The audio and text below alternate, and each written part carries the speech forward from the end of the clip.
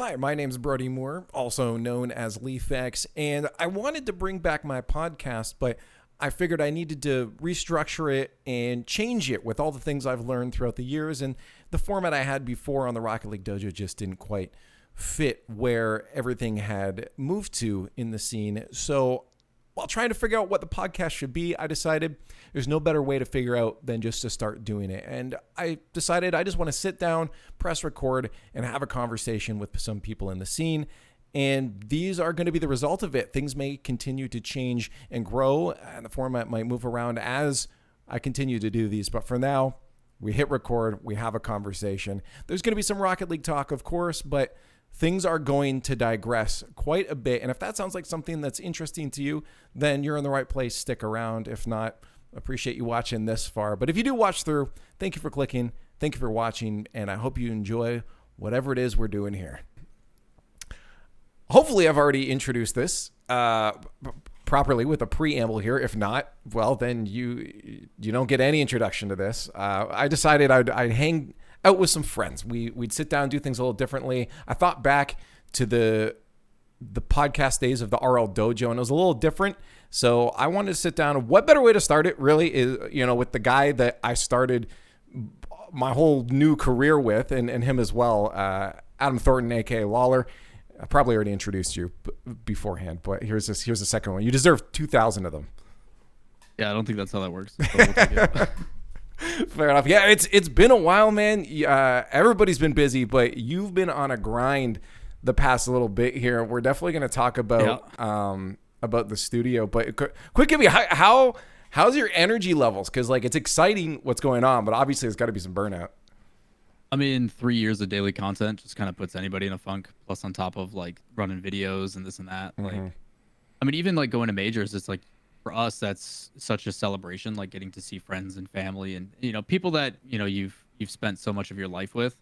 And then on top of that, shoot content with V1, my own channel stuff, recaps at night, vlog, and then whatever content I'm shooting on top of that on the outside is just I didn't really ever get to enjoy those events because I was just running around with my head cut off. So when you came out finally for Rotterdam, the first time that we've seen since Madrid was the first time that I was I'm here to do stuff with V1. I'm not doing daily videos, and I can actually enjoy and be. So it's been a weird adjustment. I'm one of those people that I go kind of stir crazy when I'm not working on stuff. So not having daily videos, it'll be 7 o'clock at night, and I'm what do I do? Am I supposed to watch TV? It feels really weird. Yeah. So I am getting back to it, but it's also allowing me to have some mental health stuff, put time and effort into other stuff, which has been really cool. So it's a weird adjustment after it being so different for the past 7 years of my life, 6 years of my life. So we'll figure it out. Well, I want to ask about that too, because I know one of the things you love to do was get out with buddies up to cottage and stuff like that. That's a way to decompress. That's a way to find that space, especially in nature. I think more people need to spend time in nature. Not enough people. I always, when someone's upset, I'm just go look at a freaking tree. Just look at the tree, and honestly, it works. You feel better sometimes. Yeah. But it's. We took a vacation for the first time in 7 years. I extended my stay after Rotterdam. I stayed in Amsterdam extra couple days with some friends and some coworkers and stuff, which was really cool.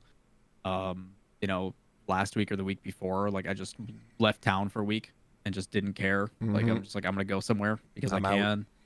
I've got a vacation coming up that I've actually got already booked. Flights are ready to go. So it's these are things that when we were doing RLCS back in our day, it's I was flying 130,000 miles a year.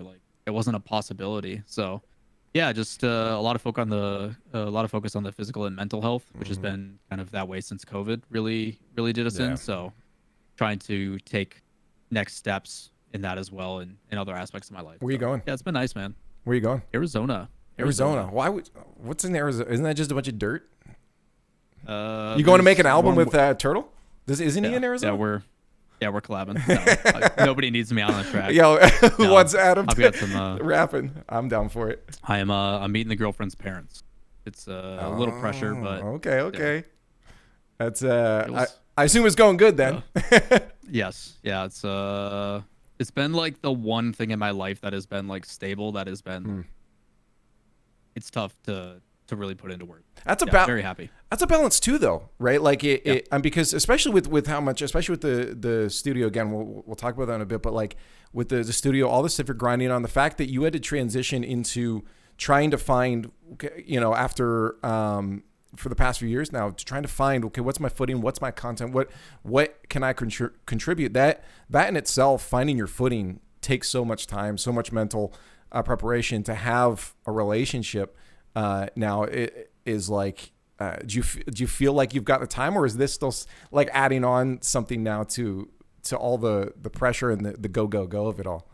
I think you make time. Like, again, I feel like if it's something that's important to you, you find a way to make it happen. And I've always believed that. Like, even when it comes to relationships or otherwise, it's like, I don't care how busy our work schedules are. We're both going to accommodate in the ways that we can to make sure that it can be healthy. So I don't think that's ever been an issue for me. It's just a matter of if this lifestyle is understood by the other half, because it is not normal. The amount of time and effort that, creators put in, as well as, broadcast talent, this and that. It's like, hey, we have plans for this. Well, I'm sorry, I got booked for this event and I've got to hop on a plane.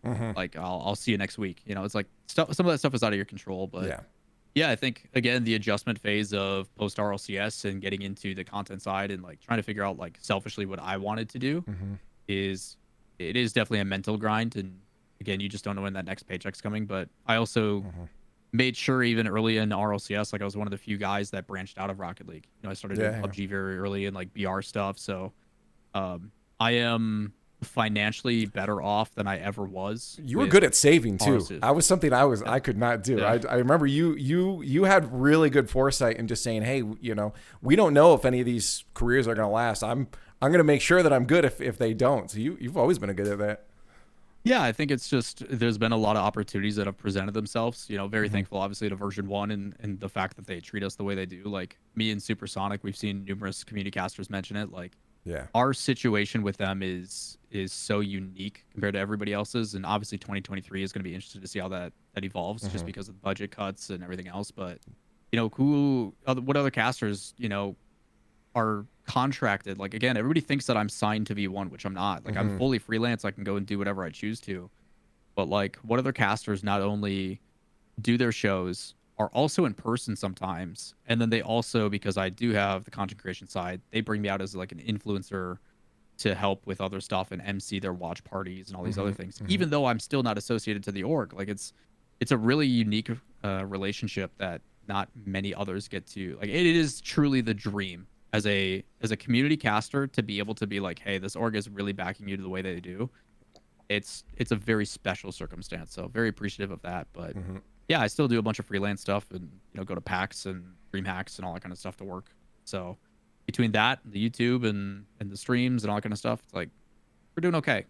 We're doing okay. That's good. No, that's good to hear, because like that, I mean, obviously it's something that we all have at the back of our heads. Like it's always there in the back of mine. It's everyone, especially you mentioned it too with a recession coming up. There's budget cuts across the board, like everywhere. Every single tech company out there, budget cuts, and really no one ever is really safe. But at this point, it's becoming more and more so. So like to be able to bounce back, I've seen so many times where people just, something happens to them and then they're not able to get their footing down, or they don't know what steps to take, and they can't find that next step for themselves. So like what were the initial, let's take you back to those painful days. Let's take you back to like when it first happened.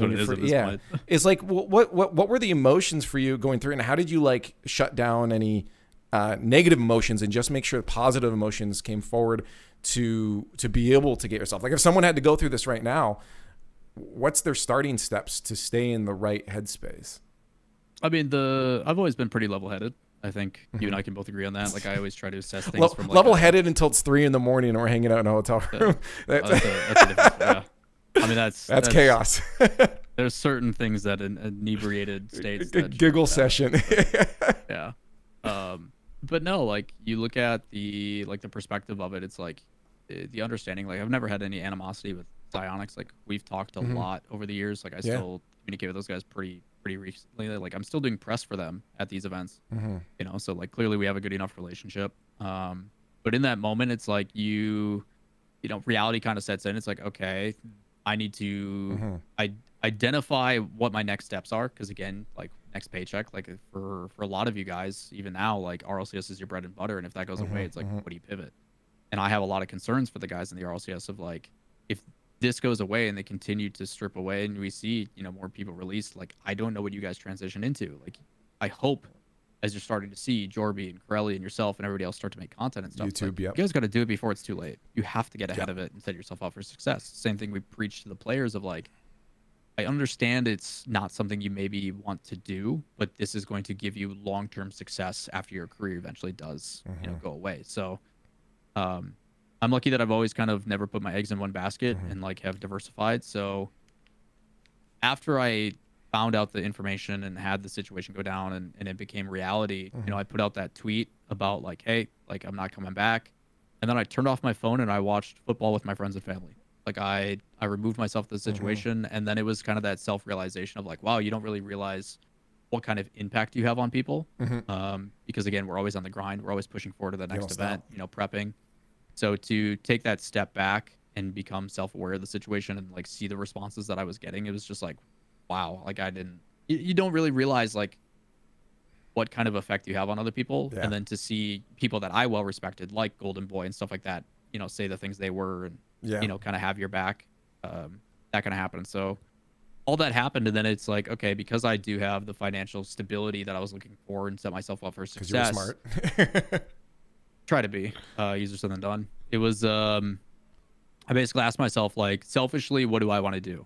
The first decision was I never want to go back to a 9 to 5. I don't want to work a desk job. I don't want to go to school. Like these are things that I don't want to do. So it became my motivator. It's like I'm gonna I'm gonna make sure that I work harder and never let hard work and work ethic be an excuse for why I'm not successful or why I'm not able to work in this industry. So that became, you know, an experiment on the YouTube channel with, you know, custom apps with Lethamir and this and that. And eventually it's like, you know, as you get more and more reps and experience with it, you go back and start to look at the analytics. And it's like every single video that I do, news coverage or express my opinion on the game or pros or this or that, is the ones that do the best. So it's like, I've been doing this already for 5 years on my YouTube channel. Why not lean into that full time?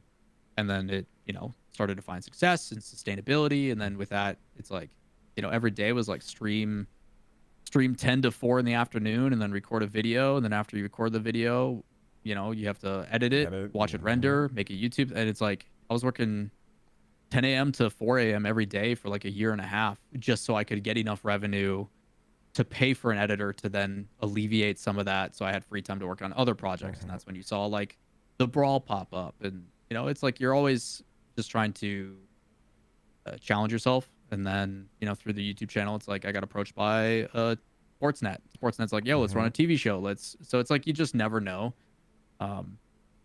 There's a lot of things that you like think back on. Like ESPN and I were supposed to have a TV show. Like we were obviously doing the Brawl with ESPN. We had a really good relationship. And the intention was to go to for the Intel World Open and do like field reporting for ESPN as like a trial. And then the hope was to give a move to Connecticut, a brand new studio for myself and Arter Ocal. We were going to do an esports show for ESPN Esports and all that kind of stuff. And then that went away. So it's like there's extreme highs and lows throughout the entire time. But from everybody I've talked to that has been in this industry or has faced these challenges, if you work hard and put the right, you know, you network the right way and all that kind of stuff, like you will find a way. It's just the whole like one door closes, another one opens thing. It sucks right now. It's unfortunate, but you will find a way to be successful if you're meant to. So, yeah, again, a lot of hurdles along the way, but also very thankful for the situation that I'm in. So, yeah, just work hard, but selfishly decide what you want to do. You know what? If you have this circumstance happens. I think what is what's good about doing the podcast this way is you talking there. I just suddenly had 40 branches I wanted to just go off on, and we can do that. I'm going to digress heavily into that ESPN thing. I'm actually curious. I've got a little bit of insight too, just with doing television shows and you know, talking to networks and stuff, but it's like, what is your perspective dealing with a, you know, group like ESPN of their perspective of esports and shows? Cause we've seen so many shows, G4 TV, RIP, you know, like RIP twice, you know, it's like we've seen the shows I've been on and none of them find a way to stick around. And I've been on them and I say, you know, for the most part, people just don't care about this style of content. Did you get any insight of the the bigwigs' perspectives on esports and how that content should be portrayed? I mean, it's the nice thing is it gave us a lot of they were going to give us a lot of creative control. We were working with I don't know if you remember Tish Photos. He did stuff for Panda Global. Now he's with chess.com. Creative director, really intelligent guy. And we wanted to do more over-the-shoulder content, more like documentary stuff, more player interview focus. We wanted to be able to branch traditional and non-traditional, bring in traditional athletes and showcase that this is a valid thing. And a lot of that comes with like funding, knowing that you're operating at a loss and setting that precedent. So long term, eventually that stuff will turn over. And a lot of people just don't have the funding to make that happen. Yeah. They don't have the ability to bleed for years and become a staple because that's esports in again, general. You're trying to get that ROI, right?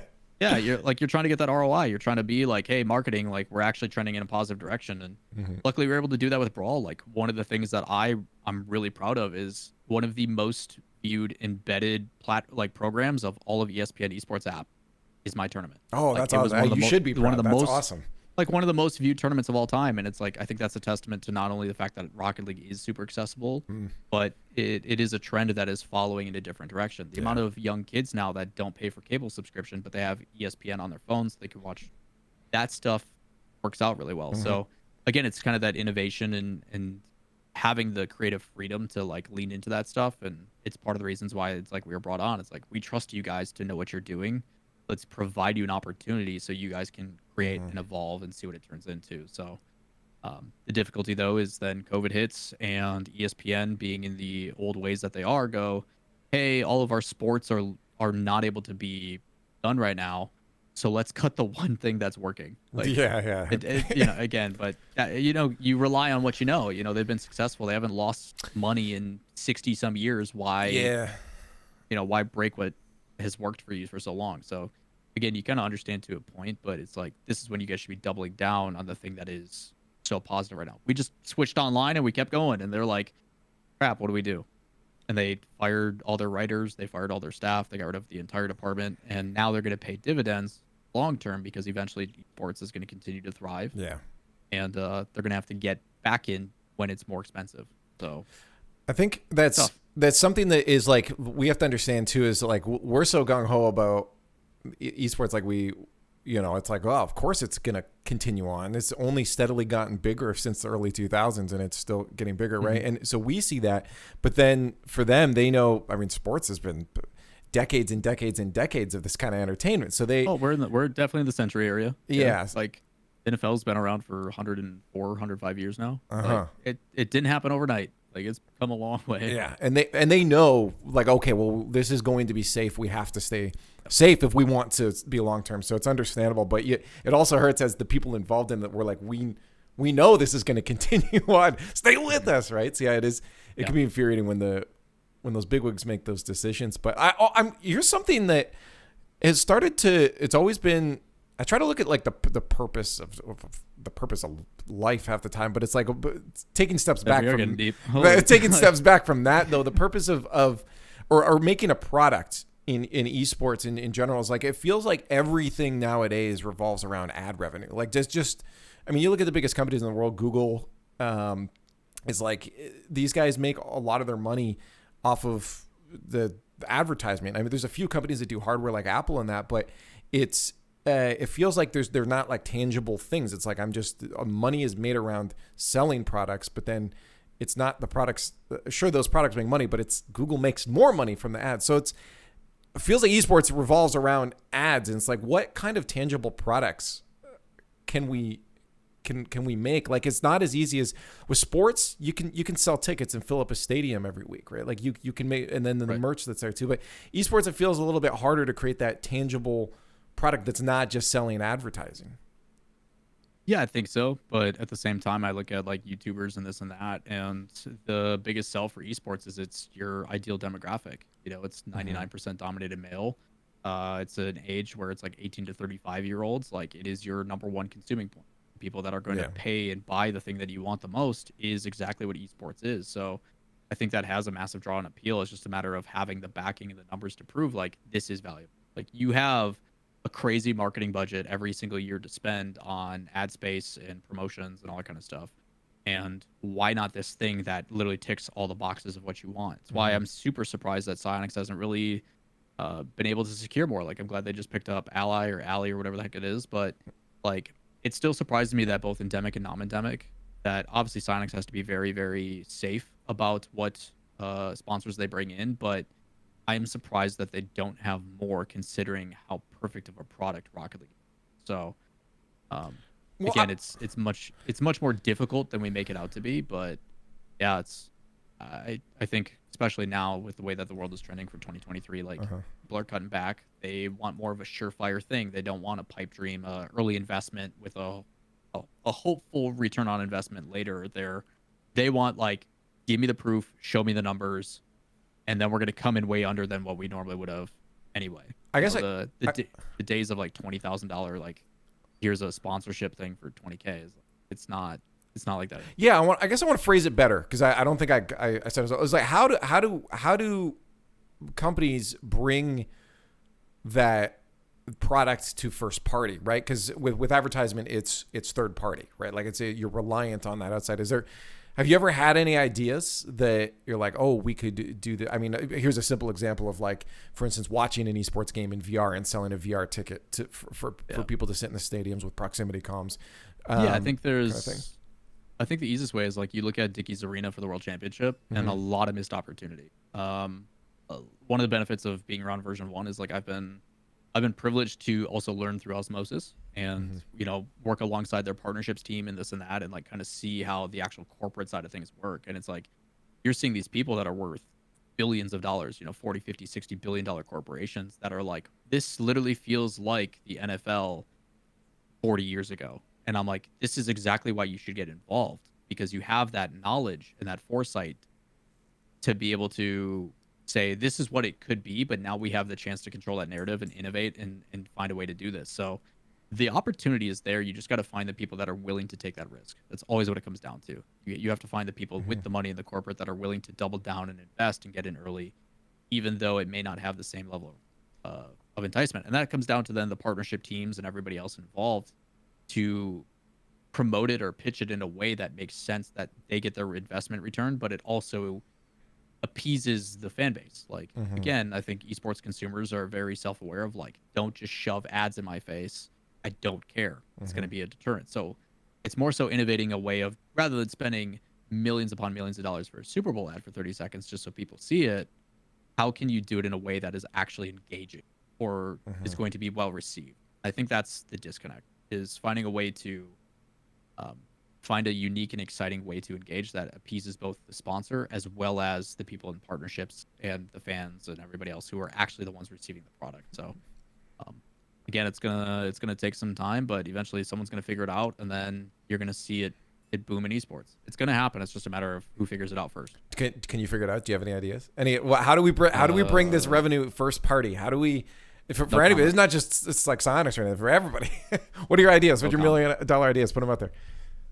No comment. He's already signing contracts to work with multi-million-dollar organizations for all of his ideas. Some of those things are definitely NDA. And, there is people who are willing to spend a pretty hefty penny. So there's people that are, from your perspective, already trying to jump on this stuff. Like, you think that that is the direction people are trying to go, away from this third-party revenue model?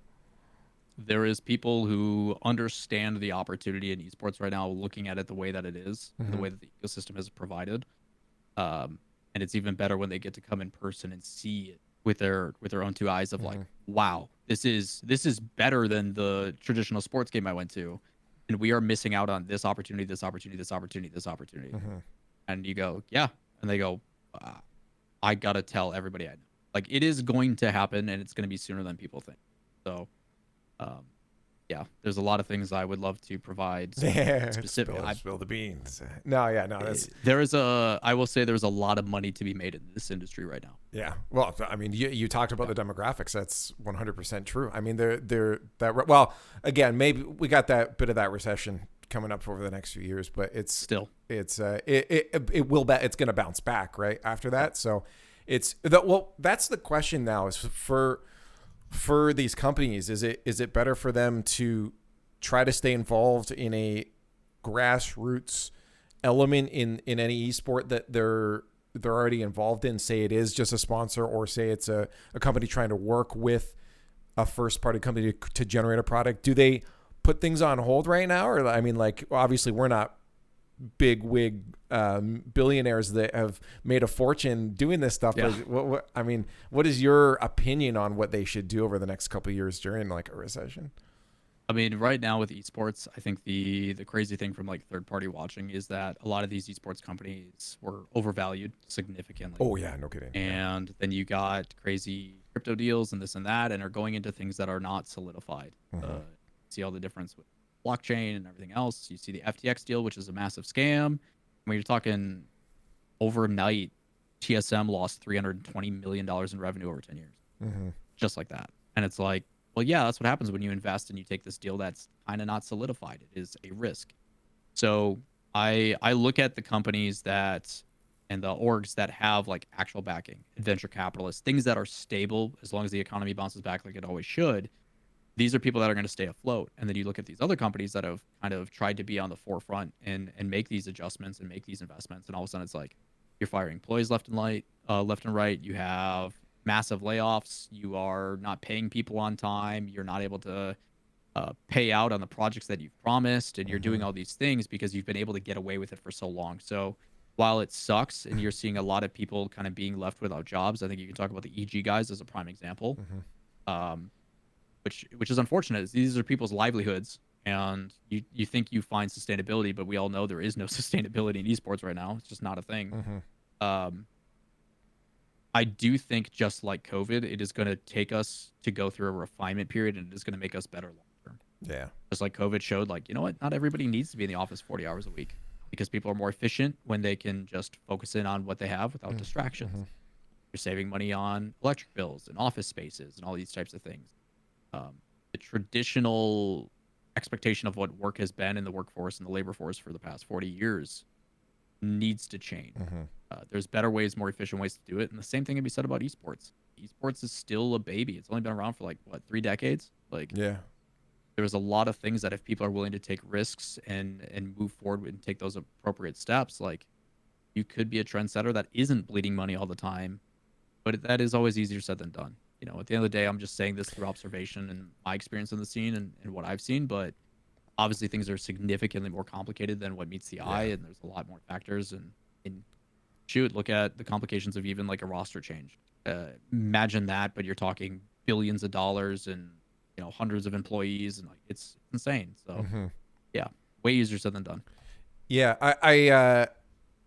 I'm curious about this, because we're as we see companies, I think the big thing has been, I mean, Marvel's done a fantastic job of this with the just the multiverse idea, the idea that all of these products come together to create another product, right? You have crossover of things. I mean, in the video game space, you're seeing it a bit more too. I mean, you have Meta talking about the metaverse. You have Fortnite that has literally every character in the world in it, right? You're seeing these crossover.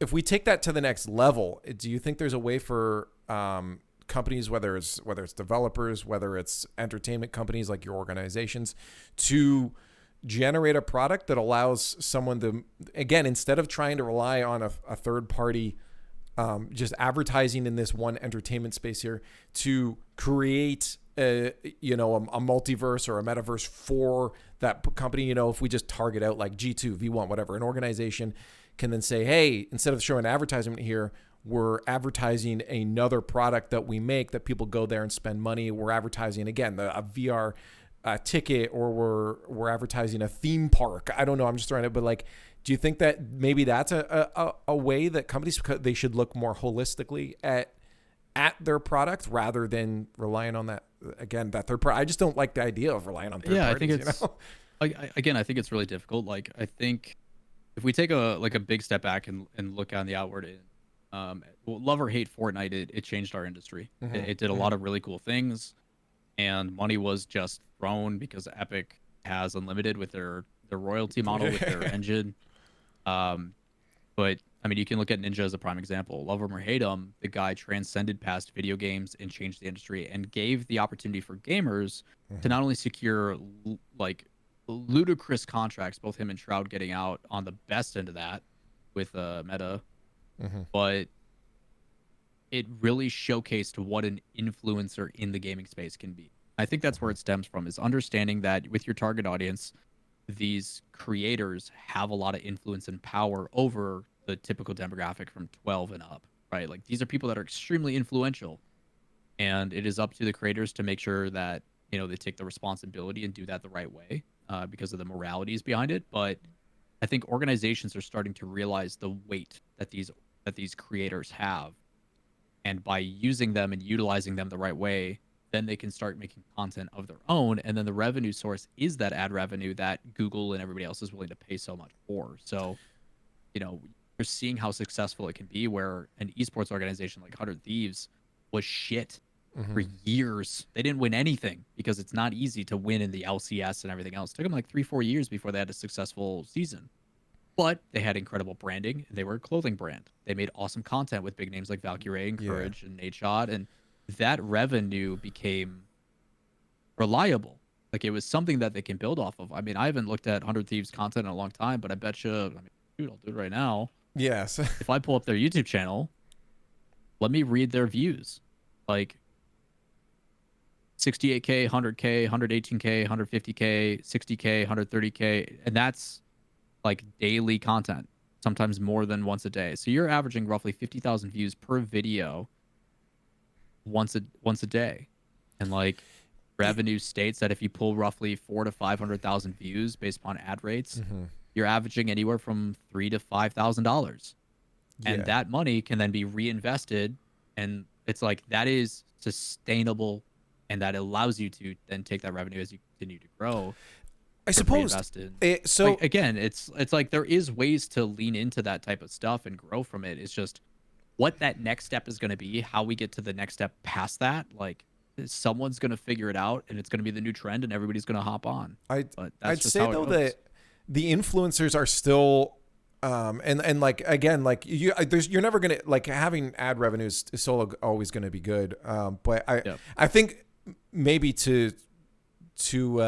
on topic, a good point, you pulled out the 100 Thieves thing. They got an energy drink as well, correct? Yeah. Yeah. Again, like orgs can't just be, I'm an esports team. It's why I'm so excited to see stuff like Charlie, Moist Critical, and Ludwig.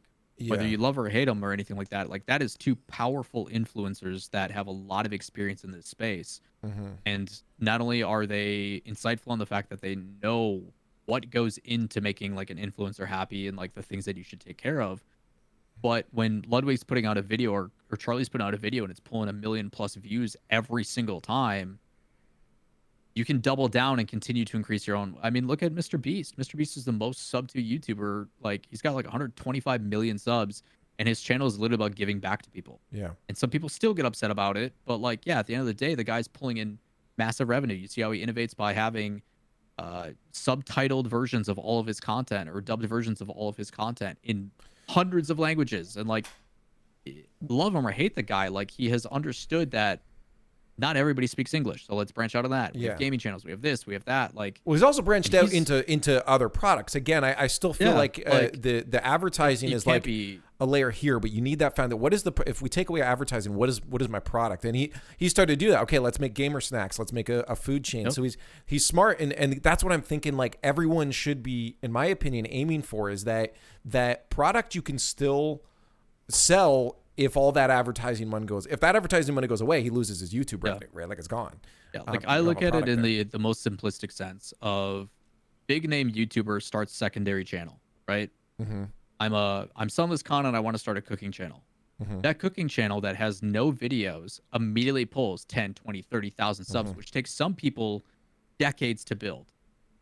That is, by word of mouth, an easy way to start a business that normally you would have to hope starts with a Kickstarter or goes viral through, like, you just never know. Like David Dobrik has some pizza place in LA or something like that has a line out the door around the corner, despite all the controversy that happened with him. It's like, again, there is real businesses that you can survive off of because you worked hard and you have this influence in this fan base, and you kind of get a jump start over other people. So what I'm going to ask you, because another example would be Linus from Linus Tech Tips. They sell They went through and they made their own screwdrivers, like all their own dies, everything, and it took them years, hundreds of thousands of dollars to make. But I think it's because they realized there's the possibility if you lose. They made Float Plane, which is their side thing. It's a subscription thing. It's first party revenue. It goes to them. It's their product they made. They're not relying on YouTube's thing. If you had to look at one of your favorite brands, even if it's V1. Is there a product you would like to see V1 branded that you'd be like, yeah, I'm on that, like a V1 car, or like what? Is there a physical product that's not reliant on advertising revenue from any of your favorite brands that you'd like to see? It is, but I think that's where orgs need to go, or just any of these things that are reliant again on and entertainment in general, esports. We need to start looking at a product that is ours. It's a first party product. Yeah. That's not there. What do you think? Yeah, I don't know if I have any, like, that's something that would like definitely want to be like sat down and brainstormed. Yeah, it's a really good question because I think that is the golden answer, right? Like, how can we create this thing or do this thing that will sustain itself outside of the reliance of others? Providing a thing that people like, but now it's better. Like the LTT like screwdriver is incredible. It's like it has everything you need, and they did that through wear and tear. Like, hey, I'm using the screwdriver. I'm annoyed by these things, so let's make one that's better. And that's the innovation that we continue to see over the years from just inventors and creative people across the board. So, yeah, I think that is something that hopefully, organizations also lean into. They have a department that is part of the, that is part of the process of like, okay, well, we have merch, we have this, we have content creation, we have all these things, but what kind of stuff are we doing to innovate to keep ourselves ahead of the curve, whether it is an energy drink or, what have you. So, yeah, man, I'm not that creative of a person. So you're asking the wrong guy, but yeah, it's fun to think about. When I figure it out, like, you better believe I'm going to pitch it under an NDA and you're making sure you get a piece of that. We'll get to 100 Thieves themed adult toys. That's the next big thing. We'll say. It's the largest industry in the world, so maybe. Yeah, that maybe we're thinking about this all wrong. We're wrong demographic we're going after. Touch grass, kids. That's all I'm gonna say. But right now, a lot of the model does come though from revenue. We obviously that has to be something that sustains us through. So back on the topic of YouTube.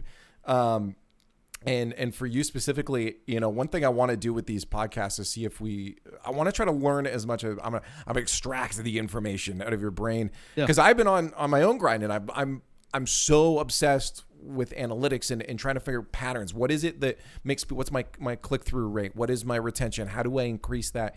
Have you paid a lot of attention to that stuff? Or was it still just trying to lay out the groundwork and then learning, or are you now in that learning phase of trying, okay, how do we maintain an audience and increase that audience from here now? Have you ever got that yet? Yeah, for a really long time, obviously 3 years of content of doing kind of the same formula. And it is something that I'm interested to see on how others come to the same conclusion, because there is other people that are starting to do content and stuff like that. I'm like, you guys are doing what I did 3 years ago. And it's great because it provides different opinions, different perspectives. You look at talk shows and all that kind of stuff for multiple sports. They all rehash the same topic, but you want to hear your other favorite personalities talk about it. And the more, the better. It gets more people invested in the scene. I'm all for it. But I think they're going to run into the same situation to where, while surface level stuff is great, you are going to run into the issue that this is such a specific niche. You were talking about Rocket League, and not just Rocket League, the esport, which kind of runs out. Like, I have seen my channel, when it comes to growth, plateau. There is some topics that pop off because it is enticing and it encourages, whether it be drama or this or that, or a player gets banned or whatever.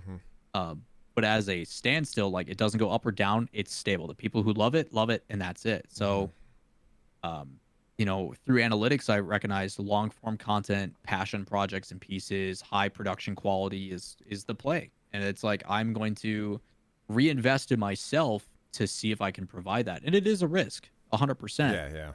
Yeah. But based upon the things that I've seen and noticed, it's just like, this has no room to grow. Like, it is done. Like, I have hit the peak from what I can. And it's like, okay, so what are those next steps that I can do? So looking at the analytics and those types of things, it's like, okay, production quality is definitely a thing. Like, I have the thing people want to hear, but I need the bells and the whistles and the pizzazz, the flash, the fancy lights that really keep people around visually. And it's like, okay, well, how The do I studio do looks that? great, by the way. That video is yeah, fantastic. yeah, shout outs to Creative Edge and Green Bay. I think they're a creative production company. They're incredible at what they do. And luckily I have connections with them, so we're able to make things work. I was going to But say, yeah, did you reach out? Is this a partnership thing, or how did this come to be? part of it is networking, and part of it is both of us wanting better for our area. That's awesome. There's a lot of plans in motion of right now. Wisconsin just isn't really on the map for a lot of people. Like we have a football team that's very successful. Not this year, but I was going to start our whole conversation off, to be honest, asking about them, even though I know nothing about it, but I guess I'm glad I didn't. No, Super Bowl's this weekend. We're good. We're going to root for Boston Scott. That's what we're doing. Oh yeah, that's true. Yeah. But yeah, like it's super cheap to live here. Like there's plenty of space, opportunities to build out. Like you're talking fiber and stuff. Like New York is like a fiber line's like $1,600 a month. Here it's like $400. So it's like you're seeing that already. LA is moving to Texas. Eventually Texas, they're going to move out of there. So it's like, why not the Midwest? So trying to create that infrastructure and get in on the ground floor and take those risks to set up for long-term success, I think is really important. So yeah, I think both of us understand the capabilities and the potential that it leads to. And a lot of it is just wanting to learn. We want to know what can we accomplish with the tech that we have? How can we innovate and kind of really lean into it? So it is partially kind of us doing favors for each other. You know, they've got a lot of really cool tech that they want to experiment with. And I'm like, let's do this. And now you can take this product and sell it to your partnerships and be like, this is real-time usage of this. This is what it could be. You get to play with the toys. Yeah. And like, again, that's the kind of stuff that you have to do is like, how can this benefit both of us? Like selfishly, this really benefits me, but how can I make it sense to you? And those are the conversations and the real conversations you have to have. Because at the end of the day, it's a business, you know?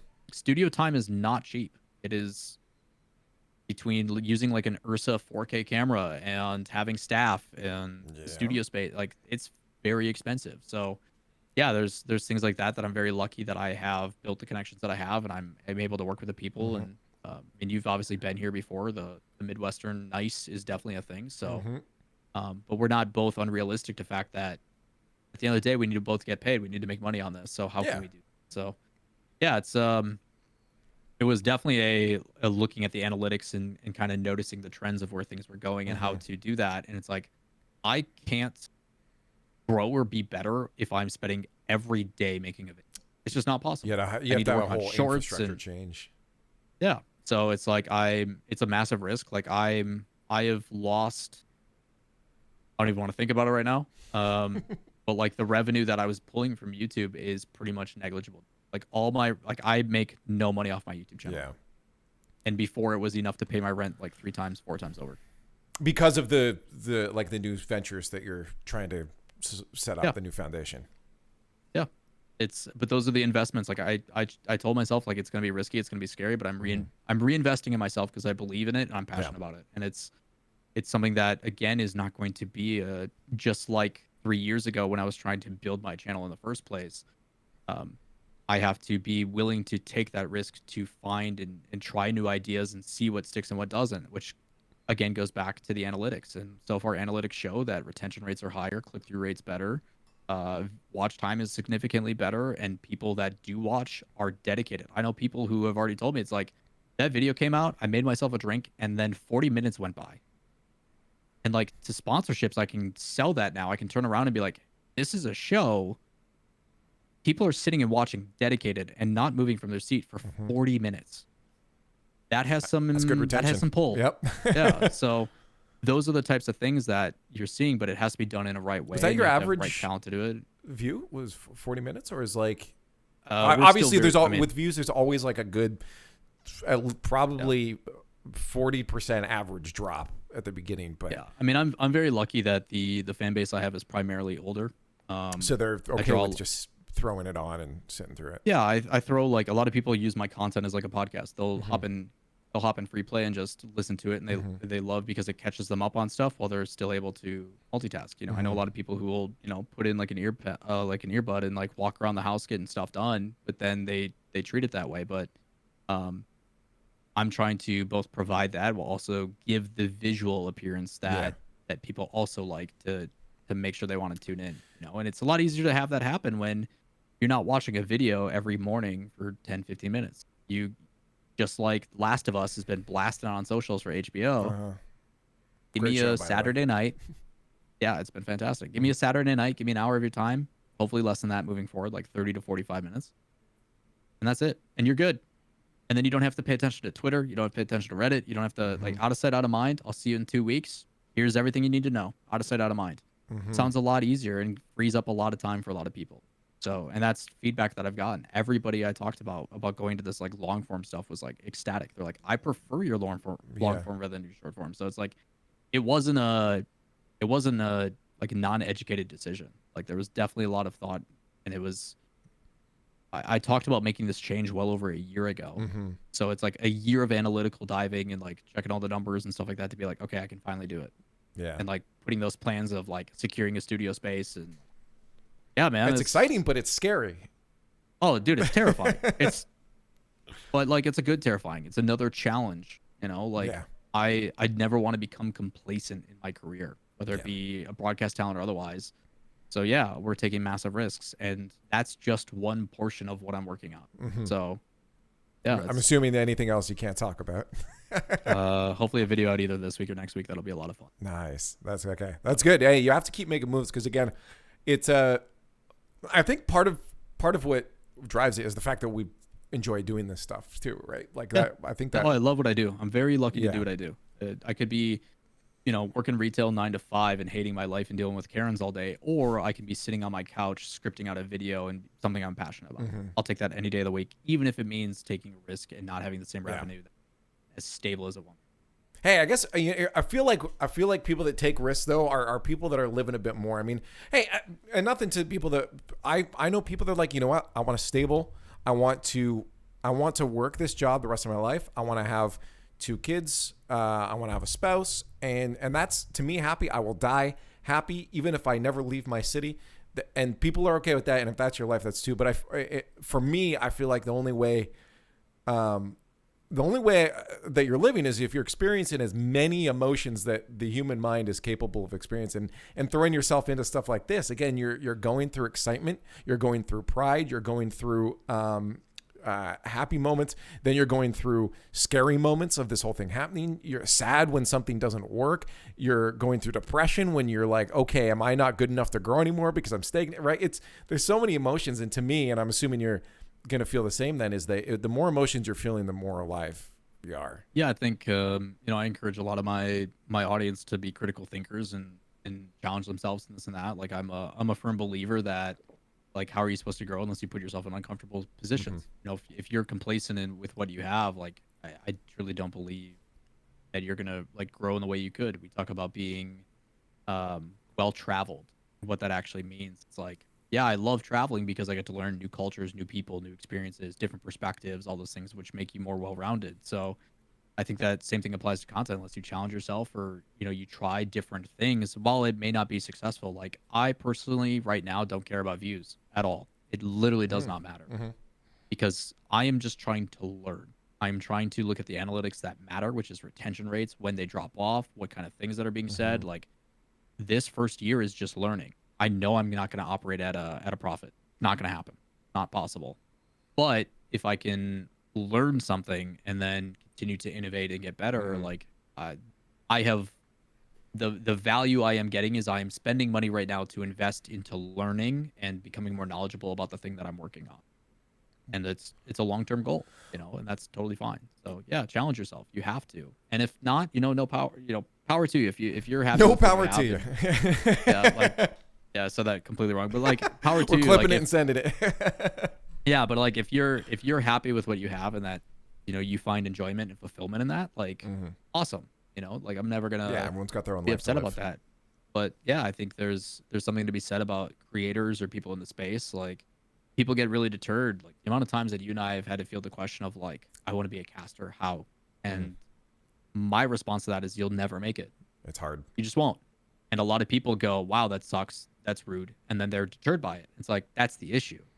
If me saying you're never going to make it is enough to deter you, You weren't ever. you do not have, you don't have the ambition, the drive, the, you know, like you won't. It's a grueling thing. You have to put in a lot of thankless hours. Yeah. Look at all the community casters. Look at all the TOs. Look at all the admins that are doing volunteer work every night for how many, I mean, you know what it was like back in the day with VVV. Like Mm-hmm. we casted 3 nights a week, 8, 9, 10 hour hours, something days, like no that, breaks. yeah. And then immediately after we did VOD review until like 4 or 5 in the morning. And the only reason I know that is because you and I would message each other at the same time, be like, oh, did you see this thing? It's like, oh, you're still up. Cool. I'm watching it. Yeah. We'd be on Google Hangouts is what it was at that point. Yeah. But like that's how we improved. Some people Mm-hmm. just want it more. It's why I'm so happy with GenG. Like those players simply are just working harder than other people. Yeah, no, I mean, I guess that's a good route to rock into some Rocket League right now. If anybody's even watching this, and if there's any viewers still along, not maybe expecting just Rocket League, we'll give you some of that. How about we get some Rocket League? So looking at the North American region right now, it's like, GenG is something else. Is this a BDS Dignitas level of thing or more? What more do you need to see to have it hit those highs? Because right now this is unbelievable. 3 regionals in fall split and then winning the major, and now they've won the first regional here. And even when it's like close games, they're still getting the wins, and they're just it's insane. Like it's ridiculous how good and how well this team works together. Yeah, so my concern with GenG was always you guys haven't faced adversity. Like you guys haven't had that tough loss where things like it's super easy to be in good spirits when your worst performance in 5 events is second. So I am curious on what's going to happen if they do drop out of the groups or they don't make a top 8 and like how they react to that. Right now everybody's playing catch up to GenG because GenG is doing all the right things. They're working hard. They're holding each other accountable. Their communication isn't excellent. Like things are going well and they're going extremely well. So I'm still like curious on what'll happen, but there's a reason why they are successful. Like I've talked to Jack about this and some of the other guys and Ollie. It's like realistically, if you're a Rocket League pro, you scrim 2 to 3 hours a day. Mm-hmm. And that's it. Like maybe you play ranked to keep your hours up. Got replay analysis here and there. Yeah. And while Rocket League is grueling, it's mentally draining. You are spent. If you get a standard 8 hours of sleep a night and then you scrim for 3 hours on a high end, that is 11 hours out of your 24-hour day. You have 13 hours for school, friends, family, content, whatever you deem fit. What are you doing with that time? And for GenG, it's playing the game. Playing more Rocket League. Jack will go and win a regional and then take an hour break and then go stream for another 6 hours. Like the guy is grinding and he has the work. And it's like immediately after they won the major, the first thing Jack says, he's like, you know what? We're still early in this season. We're going to take a little bit of a break and then we're going to get right back to it. And that's how he says after he wins a $310,000 tournament. Like, again, they're doing the right things to set them up for success. And I'm very happy that they're being rewarded for it. And it is setting a new bar and a new standard for all these other teams that quite honestly have been lazy. And that's not it's not calling anybody out in particular, but it's like you are being compensated extremely well to do a job. It's why people like Garrett have been around for so long, because no one's really had to tell Garrett like, hey man, put in the hours. No one's telling him like, hey man, you have to play twos to learn this new meta. He's doing it on his own, right? And that's why he's had the career that he has. But the realistic side is like, how do you tell a 15, 16-year-old, hey man, you're not working 40 hours a week. Like you're playing a video game, this and that. And I don't want to discredit, like Rocket League is grueling. It is so mentally draining. It's very repetitive too, right? It's as a commentator doing color commentary, like your brain is melted, let alone competing and having the competitive stress on top of you as well. Like I totally understand, but there is going to be those kids that just want it more. And when you get into the RLCS, that's when it begins. Everything else before that was easy. Now you have to work even harder to stay where you're at. There, and for a lot of them, they just don't. And then they have the harsh reality of like, okay, I didn't put that time, effort into brand building or content or, creating those connections or whatever it is. And now you see them starting to retire. So that it's like, well, okay, now I got to go back to university. Maybe that's fine. Maybe these people are using Rocket League as a way to pay for college. Awesome. So it just depends on what they want and what their desire is. But your job is to be the best. Like you got to put in the time, and GenG is most definitely doing it. All three of them. Yeah, and I wonder too, though, if it's because obviously we talked about this earlier, finding a balance, finding a balance when it comes to the work life, the grind. Obviously, people that really enjoy it are going to put in a lot more time inherently, but but everyone's breaking point is a different point, right? Like everyone has the certain amount, and that's something I've been trying to find myself recently. Of okay, when I do something, I gotta do it till I don't want to do it anymore. I'll stream, and I when I used to stream, I would stream for 6 hours at a time. And then when I by the halfway through, I'm like, I don't want to do this, but I got to keep streaming. So I'm like, if I'm not doing 6 hours, I'm not doing a proper stream. But recently I said, no, I'm going to stream until I'm starting to zone out. Let me get up. Maybe I'll go up for a walk. Maybe I'll go edit a YouTube video for an hour and a half. Maybe I'll go play a video game that I haven't played in a while. And I found that this has gotten me a better I'm more excited to do the things I want to do. That's why I'm sitting down and recording these podcasts now, because I'm like, you know what? It's time. I can do this. I feel less drained by giving myself those boundaries. But the problem, again, by saying the only way these teams are going to catch up is if they put in more hours. But, what if it's a dilemma, because what if that pushes them past the boundaries that make them even worse? Yeah, I think there's definitely a work-life balance. Everybody's different. It is a generalization. I think, on the Chalkcast, Johnny also mentioned it too. Like, you're talking about how a lot of these kids had structure before. When they get out of high school, they lose that. Before you had to wake up, you had to go to school, you had routine, you had obligations, you had practice, you had, there was structure in your life, and all of a sudden you graduate, and all of a sudden the only thing that you are required to do technically is wake up, scrim, and that's it. And as a young kid, again, I'm not saying this as someone who's trying to attack players, because I know there's some people that'll probably be offended by it when they see it. And I'm not trying to call you guys out or be like, you guys suck, this and that. But I'm just saying, like, as someone who has lived that life, like some of our pros, I have lived twice your lifetime. This comes from a place of respect and understanding. Yeah. Like, I have been there. I have been a snot-nosed 15-year-old kid who thinks I know everything. Your brain literally hasn't developed and allows you to see that outside view. Yep. It's not possible. So I know this isn't going to get through to you. But I was going to say, we didn't listen to our parents when they told us. Yeah, again, but it's like, I have seen the ones that have done it that are proof in the pudding. You look at the Rizzos and everybody else that have set themselves up for success.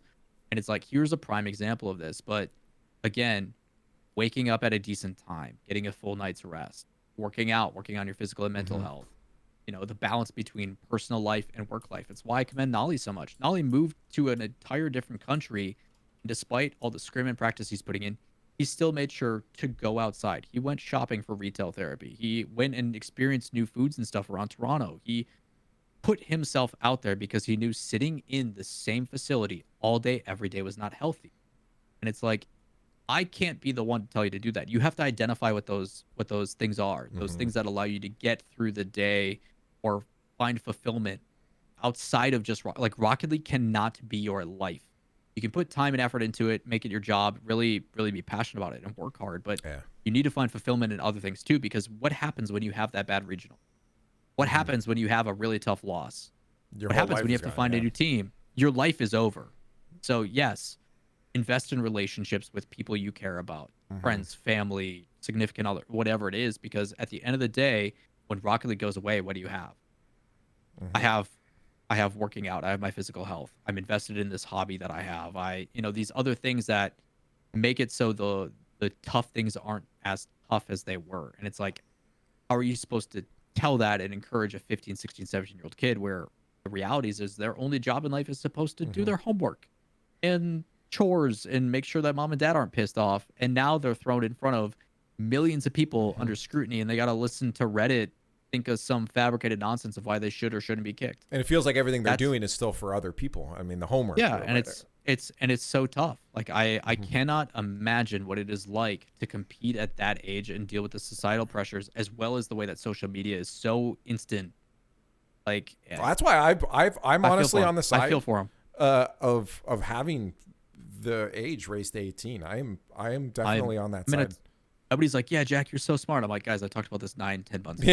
Like, yes, it is in every other esport. Every other esport is trending to it, because I do think 15 is too young. I really do.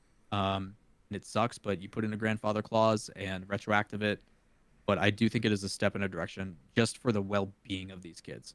Like I'm not trying to make another pro have to wait, this and that. I know it sucks, but like I do think long term it is extremely beneficial for these kids. I really do.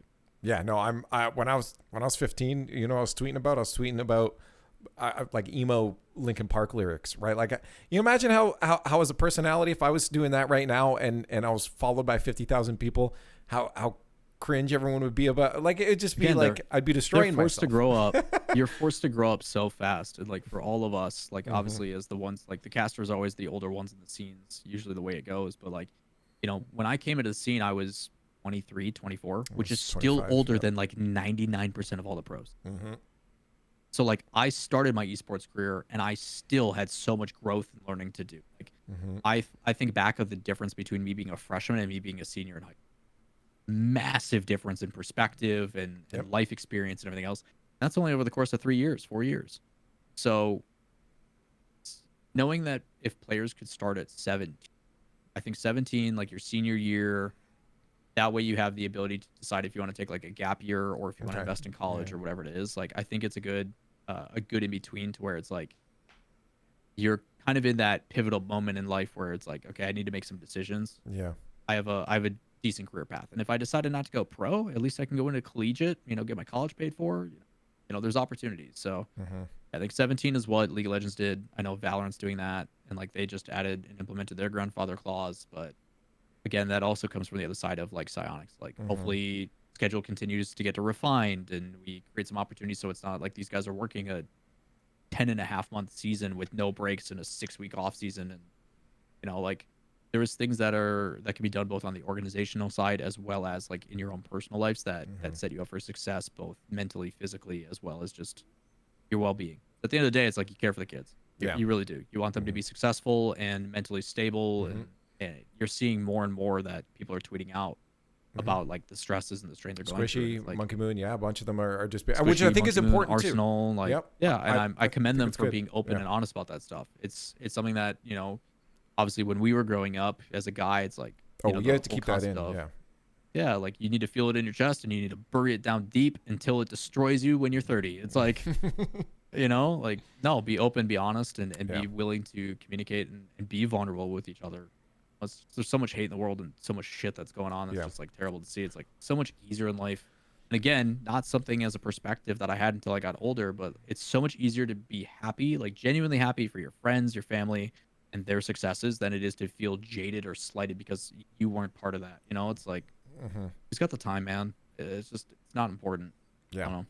No, it's kind of back to what you said too before about having those other things, those other hobbies, things for you, is that it doesn't necessarily have to be a monetary thing. I mean, it's not at all. Obviously it's good to have another thing to back you up, right? But you're right. It's a lot of it's about having that something that if you were to lose again, your job as a pro player, that thing that you're putting your main squeeze, the thing you're putting everything into, do you still have something you can fall back on that isn't for other people, right? Sure, you do other things, you play, you're doing your chores, as you said, you're doing your homework. That's not for you. And I think that's where I've felt better recently, is that I while I am trying to grind out, with this will be my third or fourth YouTube channel that I have on the go right now. And of course I'd like them to be sustainable in their own way, but it's also something that is allowing me to try new things in different ways. Or I also, again, telling myself, okay, if I go for an hour and a half of editing something and I don't feel like doing it anymore, then the video doesn't go out tomorrow. I have rough deadlines, but I need to step away and make sure that I want to come back to editing this, not that I feel like it's a trudge. So I'm making those things for me by taking that time away, and everyone's gonna have to find their own system. But yeah, I think it's, you're right that you need to make sure that it's not just a monetary thing. It's things that you have for yourself, like even just working out, having a health, being happy with your health, as you said. Yeah. I mean, so late December, like probably a couple weeks after Rotterdam, I put out a tweet saying I feel guilty being this genuinely happy. And of course, there's terrible people out in the world that try to ruin that for you, because it's like, oh, this person I, for whatever reason, don't like. I need to make sure that their happiness is something that they can't have. So weird. There's some really awful people out there and have done some really terrible things. But those are based upon like active decisions I made, not doing the daily stuff anymore, having more free time to focus on friends, family, people I care about, investment in new projects and myself and picking up a new hobby and just like spending time outdoors and like doing these things. It's like, those are the types of things that you're mentioning, right? It's like invest in yourself, be selfish with your time and do things that make you genuinely happy because it is infectious. There's a guy in the Slay the Spire community who replied to it and said, remember that happiness spreads. It isn't something you're keeping to yourself. It's something that which is making the people around you as happy as well. And it's like that same thing applies. Like it is very infectious. If you're walking through the hall at school and someone you don't know smiles at you, it lifts your spirits. Yep. Like it is that thing that just, it can make your day. So it's like, by just focusing on your mental and everything else, I feel it will also carry over into the gameplay. Like you'll be more enjoyable to be around. Communication's easier. Like you're less on edge. Like there's a lot of things that make a difference, and it sucks because while we do have people like Prof and out there that help on the mental and help these kids understand these things, I don't know if it's something that will happen unless they go through that life experience and learn it on their own, which is very tough. It's a great cycle of life, eh? Sometimes you just have to experience it to understand it.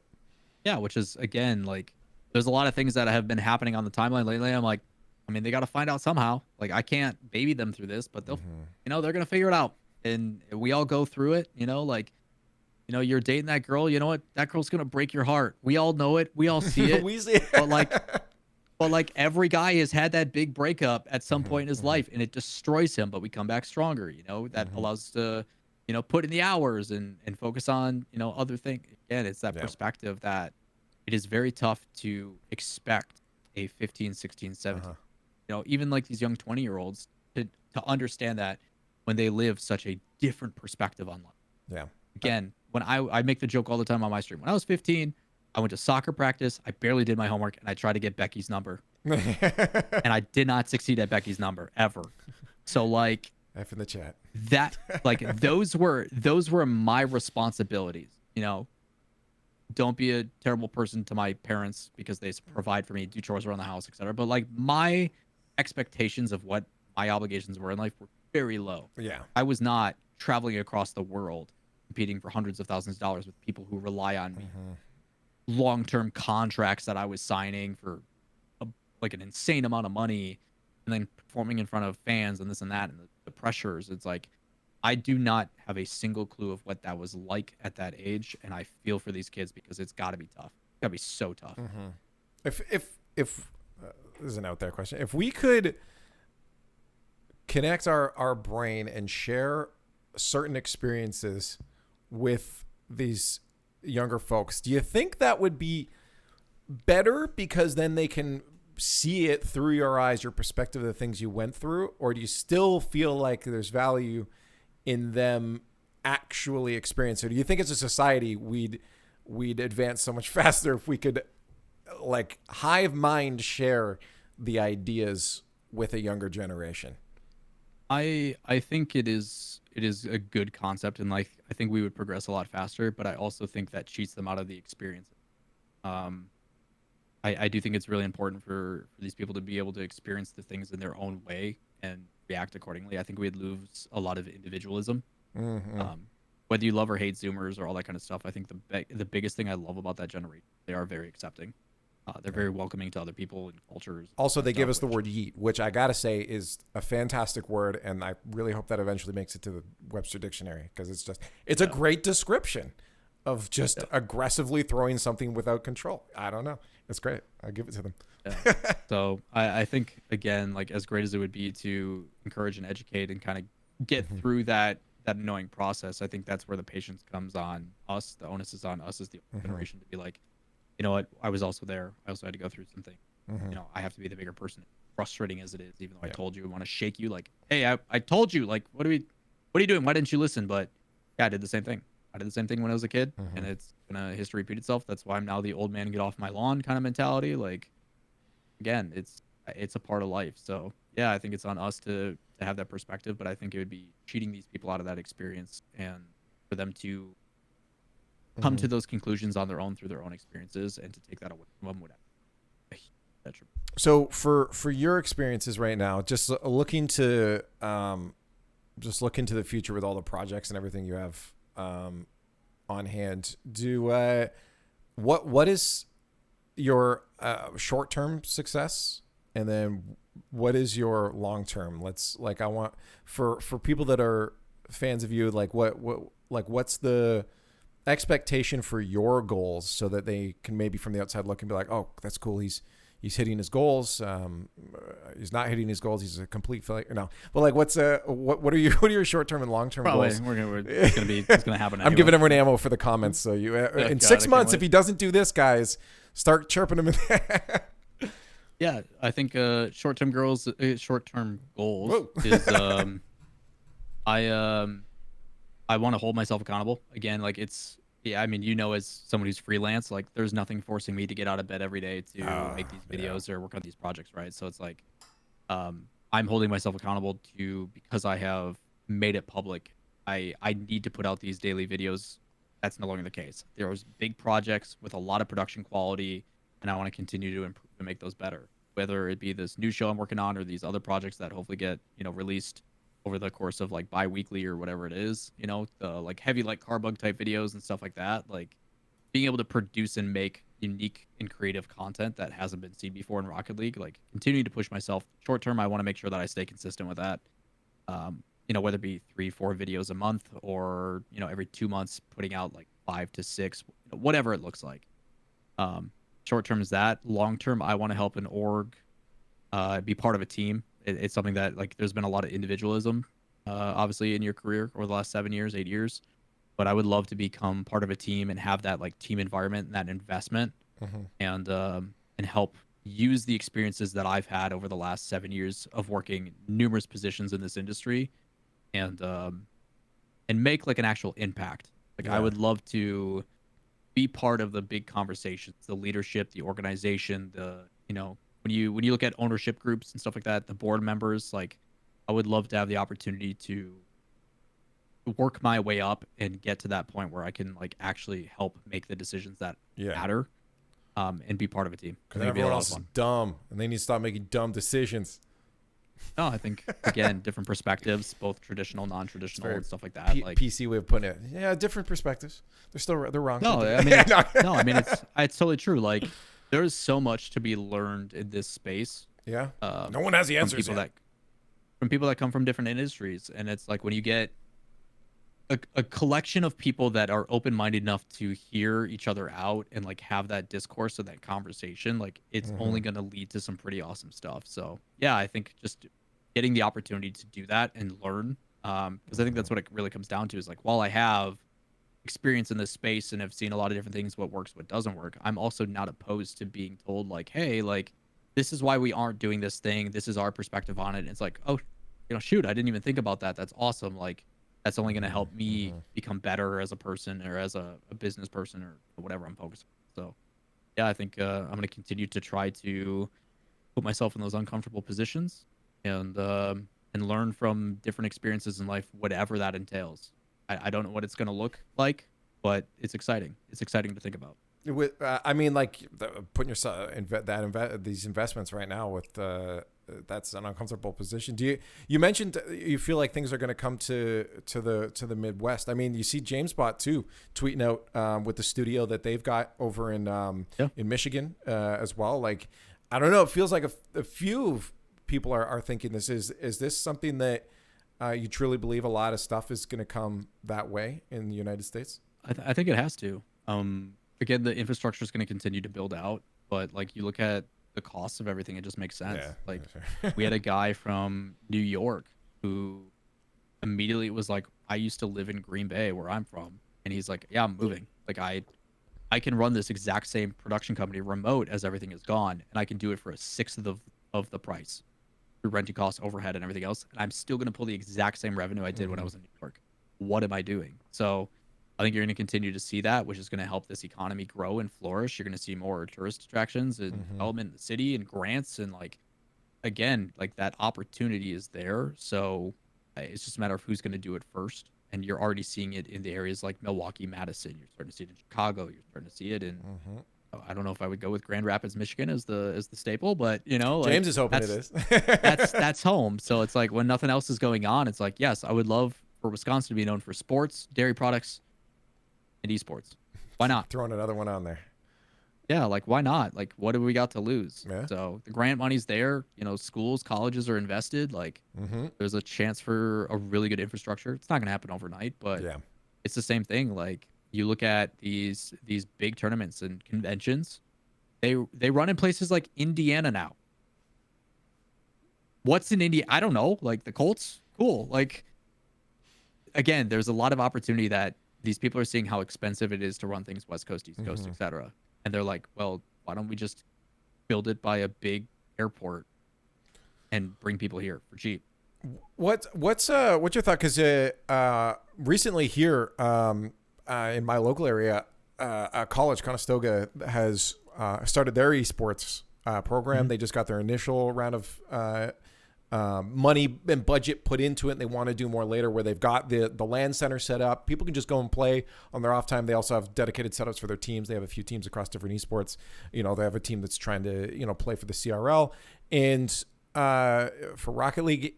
What would you ever be willing to like jump into the education side of things, or that's something that's like kind of out of like creating a curriculum for esports, not even necessarily being a manager of a team or a coach or anything, but creating a curriculum to run people through,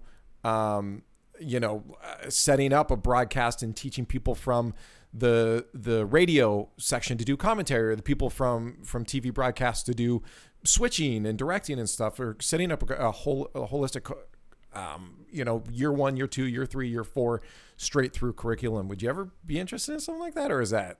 I think like right now it's too early. Yeah. I don't think it'd be something that is beneficial right now because it is still like, I think traditional still holds it back a little bit. I don't think people are really fully invested and willing to do that. But I mean, you look at other countries, like I've talked to Fruity about this. When he was in high school, they had courses for esports where they emphasized like this is a 3-credit class that applies to university, where you learn about teamwork and communicating effectively and the things that go into more than just clicking buttons. It is, time management, scheduling, and yes, you have to work hard with practice and create good work ethic. And, there's a lot of factors that go into esports that are more than just, hey, I play video games. So did he go through the program? I think so. The last time we talked, but he's like, yeah, these are courses that I could take when I was in school. I'm like, so we in the United States are so far behind in comparison to that. But, in like countries like Denmark, Counter-Strike is king. Kids look up to the simples and stuff like that is what could be a legitimate career path. So I do think that's stuff that, eventually will come to be. Obviously like the NCAA and the collegiate system and even high schools and all that kind of stuff, like creating leagues and things like that. Like whether it is enough for you to go pro or not, I don't think is the point. You look at collegiate players trying to make it into the NFL, you're talking only the top of the top get to go play in the NFL. And even some of those top players only have like a year or two in the league. So just because you can't turn it into a professional career doesn't mean it's not going to exist and provide opportunities for a bunch of other people, whether it be for furthering their education or providing a space where they can learn to have those social skills, there's teamworking and, life skills that are really important. So I do think eventually it will become a staple, just like sports. It's just not everybody falls into that mold, and it is going to take a while, I think, for the traditional that is now to finally get out of its own way. And be so you don't want to this is be another avenue involved, or it's just you don't think it's you don't want it yet? I think I don't know if it'll happen in my lifetime. I don't know. I really don't. Well, how old are you think you're going to live? I'm hoping probably at least 100, not right? No. Too old. Yeah. Well, with modern technology, I mean, we might be able to live that long healthily. I don't know if the Earth is going to be around that long. That's a good point. Like, I'll give you that one. I'm thinking like 65, like Earth might be in a pretty iffy place. Like we're talking about like 30 plus years from now. I don't know where we're going to be. What's your out point that you tell them to pull? This is good. Took a turn. What's your out point where you tell them to pull the plug? If you're like can't do certain things, what's your out point? Just do it. Like if my living is me sitting in a bed operating off of machines and stuff, like is that really living? Yeah. I mean, you got intellectuals. I mean, Stephen Hawking did wondrous works and enjoyed. Obviously, he was very limited to how much of life he could enjoy. But I mean, there's possibilities. I guess I've said it a second. If I don't remember who my loved ones are, yeah, okay, that's pull it then. Yeah, there's again, it got really dark real quick. I don't know. It's just lots of things you think. Dude, about. we watched the episode with Frank and Bill, and all of us are like, pull the plug, like, hey. Yeah, we're all contemplating life now. I don't know, man. Like, I wouldn't be opposed to it. Like, I think educating, and I've been blessed to do like motivational speeches at schools in the districts and stuff like that, and like encouraged, because it was something that I wish I had when I was a kid. So I wouldn't be opposed to it. I just don't know if that's like my go-to. Yeah, it's not where the passion is right now. Yeah, again, and maybe that changes in the future. Maybe that is one of those things that, you know, in the future I'm just like, yeah, this is a thing that I challenge myself with, creating a curriculum and this and that. I think you're seeing kind of the meta right now for a lot of creators is creating courses that are sustained revenue, providing that product, like you're saying, of hey, you want to hit Grand Champ, this 7-part course is how you can get there, kind of thing. Like, those things are definitely opportunities for, you know, additional income and revenue, but also might be something that you find passionate. You know, it might be fun to educate and encourage people about how to do that stuff. But again, I think the difficulty with that, especially with like casting and stuff, it's all comes down to experience. You have to put in the reps. And you have to make mistakes, and that's why, like, I just bring up the curriculum things, because it's something that I feel like I don't know, and I'd have to learn and make mistakes. But I'm with you when you're talking about before of taking those risks. Like, that's something that keeps you going, makes you feel alive. Yeah. It's like I kind of want to do stuff that I know I'm going to fail at initially, or maybe I don't, who knows, but like something that I might fail at, and something that I feel like when you have that willingness to fail immediately, you kind of accelerate that Dunning-Kruger graph, where it's like, okay, let's get to the part where I know I don't know anything about this as quick as possible by failing in as many fail states as possible to accelerate it. I feel like willing to fail is such an important, a million people have talked about this, but it's such an important level to success. Also a way better way to learn. You know, like, obviously negative reinforcement is not something that's ideal, but most people have a better reaction to it. And the reaction to it is like, oh, wow, I really don't like this feeling. These are the reasons why. And they learn from it very, very quickly. It's also why, like, even when you apply it to Rocket League, the team that is at the top that is staying at the top while everybody else is trying to beat you, they are being exposed to why things don't work and why what you're doing works, which allows them to adjust to make better changes. So, I think people view failure as a negative thing when they really shouldn't. It's an opportunity to learn and grow and improve. And I think it was just something that was instilled when we were younger. But I don't necessarily think failure is always a bad thing. It sucks, but it's kind of that gut check, and it wakes you up, and it's like, okay, well, how can I improve? How can I get better? So I think it's the same thing. Like, I hope everybody in life travels alone at some point, because it forces you to grow. Like, you have to. Being in a foreign country where you don't speak the language and you're like, what do I do now? What? Like, you'll figure it out. And you're going to grow so much, and you're going to appreciate the experiences you have. It's something way to grow. I say, I mean, obviously it's a little easier for me to say as a male 6'3" that, you know, I can go around, but like I genuinely, is some of my favorite moments is whenever we're traveling, whether it's for an event or just out by myself, is going out by myself in a city I don't know and exploring and finding something, just looking, feeling the atmosphere. It genuinely, I agree with you, is so rewarding, and it gives you time to reflect and contemplate on things, I think. I feel like a lot of people are just kind of scared of their own thoughts right now and being left with their own thoughts. So we, you know, phones, entertainment, media, all that kind of stuff. Trying to do a much better approach of, like, when I am out with friends and family, or if I am in a situation, get the FOMO, forget about what you're missing out on. Life's going to continue to go on. Like, you can always look back at Twitter later or whatever, but be in the moment, enjoy it for what it is. Again, before you know it's going to be over. So it's really sad to think about. Like, I can guarantee you there's going to be a point where, like, I'm going to blink and I'm going to be old and gray and be like, what happened? Okay, so, I got to tell you, man, this past year I found my first gray hairs in my beard. Oh, I'm not there yet, thank goodness. It's GG. I'm so glad I got my mom's hair, dude. If I had my dad's hair, we'd be bald. We'd be in trouble. I got up here, I do, but down there, it's starting to. I don't have that yet. I'm lucky. You got about a year or two on me, so Hey, the good thing is maybe that soon. I feel like the silver fox look might be not too bad. You know, I think it might work. Hey, as long as Tessa likes it, that's all that matters. Right? Like, She said she does. So I hope she's not lying.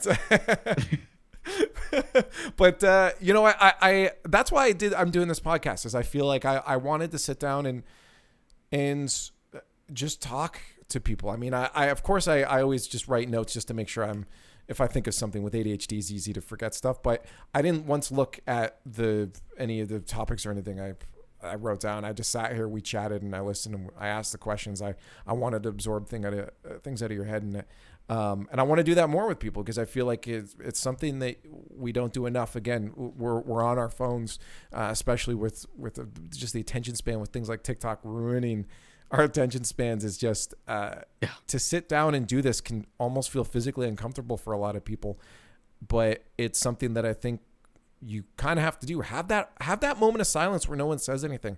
I think that's perfectly okay, right? Like, I think that's fine. yeah, I think it's kind of going back to the things that we really appreciated. You know, like I saw a video of like an old YouTube video from like a decade plus ago, when things were very green, very raw. Nothing was edited. It was just like, I recorded this video because me and my friends had a good time. And it got uploaded, and it exists as it is. And you just look at how much simpler life was. We didn't really know what was going to happen with the technological advancement of internet, let alone you know, smartphones and everything else. Like, to literally have the world's knowledge in your pocket was something that was so unfathomable when we were kids. Like, it was never on the thought process. Like, you know, we're very lucky that you and I both grew up in an age where we got to see that rapid advancement between analog to digital. You know, what video games have really blown up to be. Yeah, in 3D. Like, we got to live both ends of it. Not only do we relate to our parents' generation with music and everything like that, but we also, you know, relate to the Zoomers to an extent, because we lived it, we breathed it, we understand it. Like, I'm not struggling on how to use my touch phone like I'm a dad, grandpa, or not to put them on. But yeah, it's again, I think I'm very appreciative of that, but I'm trying to be better about taking a step back and appreciating, you know, the relationships, the people that I'm with, in a really real way. Because again, I spend my whole day plugged in, you know, on the computer, working on the digital, this and that, you know, keeping up to date on all these things. And it's just like, when I'm in my free time, I want anything but that. I just want to be able to, like, that's why I was so, like, the genuinely happy tweet. Like, I took time for myself and just roamed the streets of Amsterdam. I went, like, ice skating. I went to the Van Gogh Museum. That's awesome. Like, did all these things. And I'm like, I didn't look at my phone. I look at work. I didn't give a shit about anything else other than what I was doing in that moment. And it was just like the greatest experience. And it's like, I haven't done this literally in a decade. So yeah, definitely being selfish and as much as possible. And it's something else too, is like, I've loved to hear, is other people's happiness, and trying to enjoy that happiness with them. Yeah. I mean, you said it too with that reply on the Twitter, is that like the happiness infects, the happiness will trade, but allowing yourself to feel someone else's happiness is something else too. To genuinely be, not just say to someone, that's awesome, but to think about it and say, that's freaking awesome that I'm so happy you had that moment. Because if I was in that moment too, it'd be great. And feeling that empathy towards other people's happiness is something that's helped me feel a lot happier recently too. I love hearing those stories.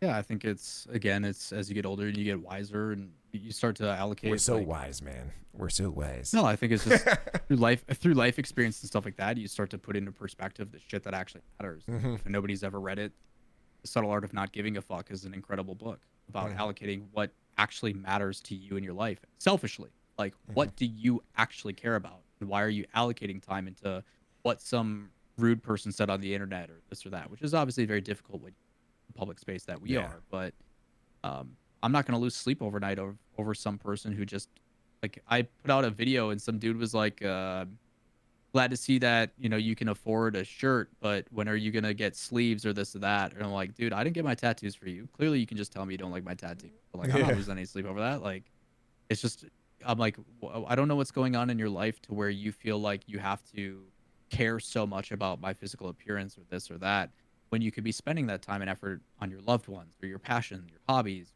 You know, it's like, or again, taking in the happiness of that person rather than fighting them, right? Like, yeah, enjoy their like happiness.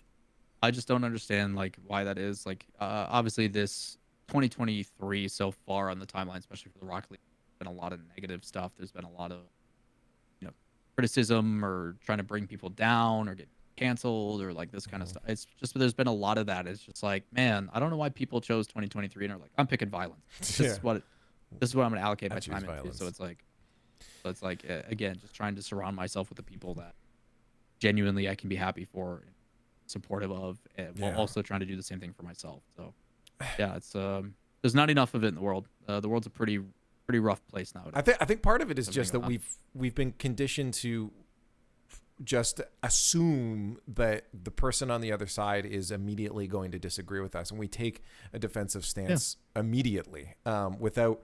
I mean, I had a conversation just the other day with someone on Twitter, which was good because both of us disagreed. They said that episode 3 of Last of Us was a 2 out of 10, just because they thought. They're like, wow, Frank was a dick. He's like, selling the minor spoilers, I guess. But he's like, oh, I'm selling.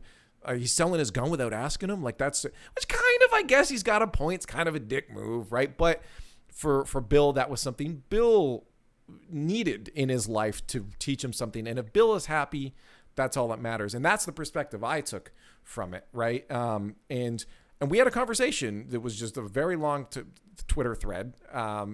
It's very hard to talk about stuff on Twitter, but neither one of us got angry. Both by the end, it was like, hey, thanks for having this conversation. It was glad to, because neither one of us just magically happened to assume the other person was going to be mean. So neither one of us were mean. So I think it's important that we don't take that stance of assuming a disagreement means animosity or means agitation or anger, right? It doesn't have to.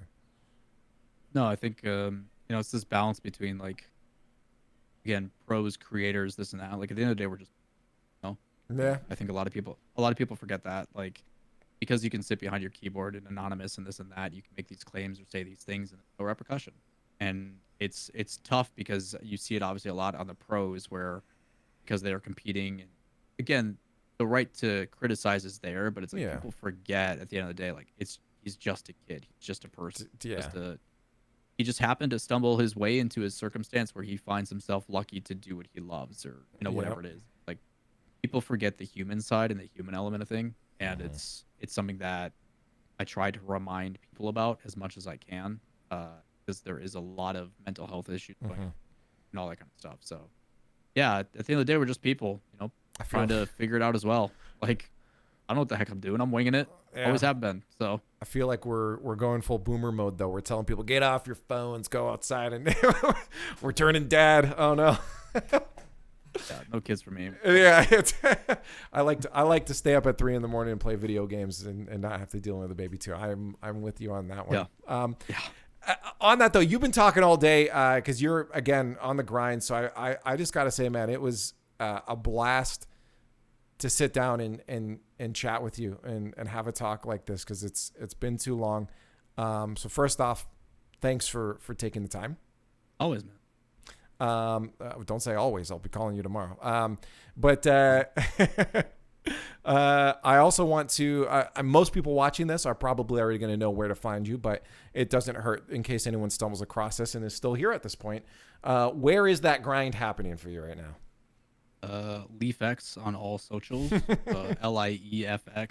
All socials. Go follow and support me. I'm working really hard. No, jokes aside, man. Yeah, it was awesome to just, again, as soon as I found out that you were going to be, stage hosting back in Rotterdam, like I was ecstatic. Again, like we go back. Like you're the reason why I have a career in this industry. Like obviously I worked hard and put myself in a position, but we were able to grow together. Yep. So yeah, it was awesome to see a person that I care so much about after 3 years of that removal, and then to see you still being successful and doing your thing.